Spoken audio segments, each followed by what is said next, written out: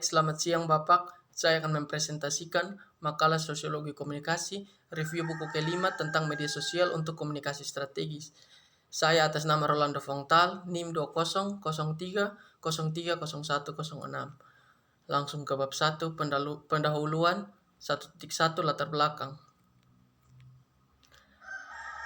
Profesi media sosial adalah bidang studi dan praktik yang hidup, bernapas, dan terus beradaptasi yang layak untuk dimiliki. Konsentrasi dan buku yang didedikasikan tidak hanya untuk objek baru yang berkilau, tetapi juga strategi, perilaku, dan pola pikir yang menghubungkan semuanya. Media sosial, seperti semua disiplin ilmu, memiliki beberapa fitur dan atribut yang konsisten. Media sosial dalam banyak hal adalah baik seni maupun sains bekerja sama untuk menghasilkan pendekatan terpadu dan hibrid untuk profesi. Kebanyakan buku yang meliput media sosial hanya fokus pada praktik dan pelaksanaannya, sementara yang lain hanya fokus pada teori saja. Yang berikut 1.2 rumusan masalah. Yang pertama, jelaskan tentang apa yang dimaksudkan dengan media sosial untuk komunikasi strategis. Yang kedua, jelaskan dasar-dasar etika dan hukum di media sosial. Yang berikut 1.3 tujuan penulisan. Yang pertama, agar memberikan pembaca fokus yang terintegrasi, menarik, dan strategis pada media sosial sebagai profesi dan industri. Yang kedua, agar kita dapat memahami tentang etika dan hukum di media sosial. Yang berikut bab 2 pembahasan. 2.1 landasan untuk menciptakan pola pikir strategis. Menggunakan media sosial secara strategis.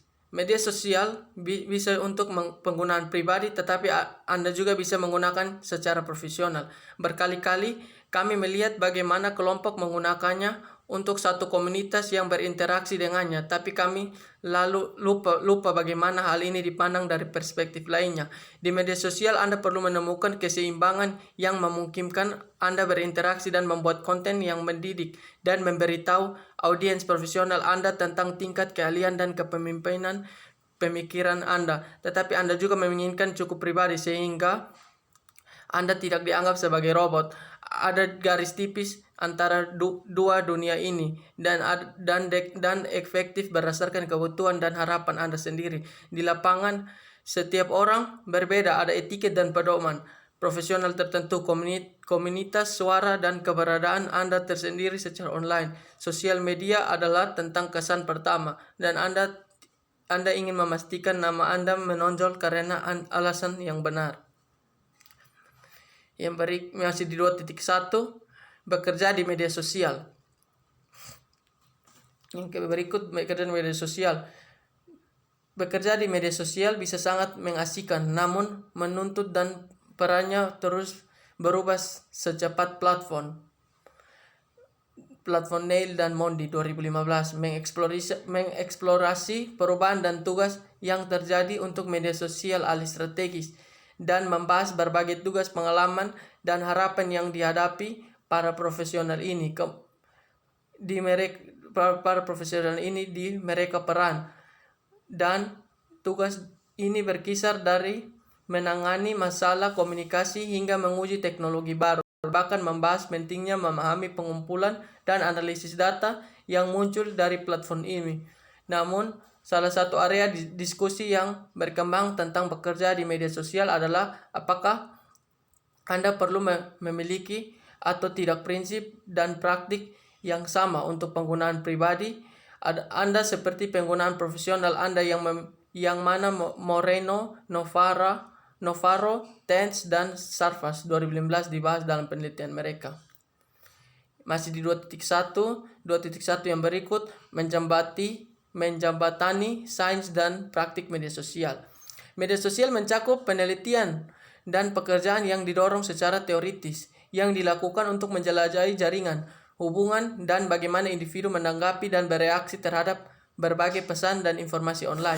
Memahami dasar mengapa orang berperilaku, berbagi cerita dan konten, dan berbagi informasi secara publik dan pribadi memberi para profesional media sosial pandangan yang baik tentang mengapa hal-hal tertentu tanpa menciptakan kembali roda. Di sisi lain, mengeksplorasikan kemungkinan kreatif untuk mengubah wawasan ini menjadi langkah dan strategis yang dapat ditindaklanjuti juga penting menjembatani kedua perspektif ini dengan cara yang demikian terintegrasi dan komprehensif adalah salah satu pencapaian terpenting dari sebuah media sosial profesional.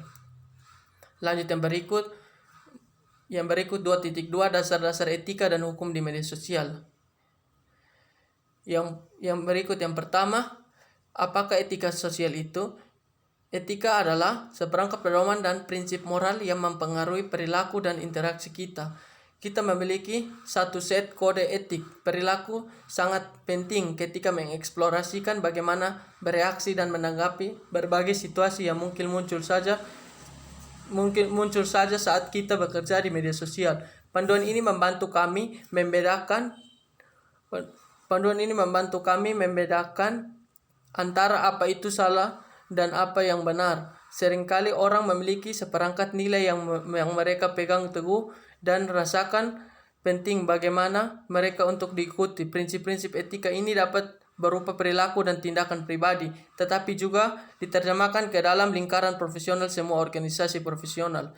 Periklanan, hubungan masyarakat, pemasaran, jurnalisme, komunikasi, dan disiplin tambahan memiliki kode etik profesional yang harus diikuti oleh anggota mereka bekerja dan berlatih di lapangan.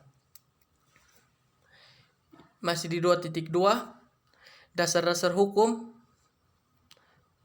Perjanjian persyaratan layanan sebelum Anda terdaftar akun di media sosial, pastikan untuk meninjau persyaratan layanan atau TOS. Perjanjian TOS umum untuk semua akun dan platform media sosial yang diketahui menguraikan syarat dan penggunaan atau aturan yang ditentukan oleh perusahaan induk, Facebook, Twitter, Instagram, dan lain-lain. Dan platformnya di setiap TOS, platformnya menyatakan dengan jelas apa yang pengguna atau bisnis dapat dan tidak dapat dilakukan di sosial masing-masing status media. Masalah kebebasan berbicara. Tentu saja istilah hukum tradisional perlu dibahas, tidak hanya dalam kaitannya dengan media sosial, tetapi juga bagaimana mereka diterjemahkan untuk digunakan pada setiap platform.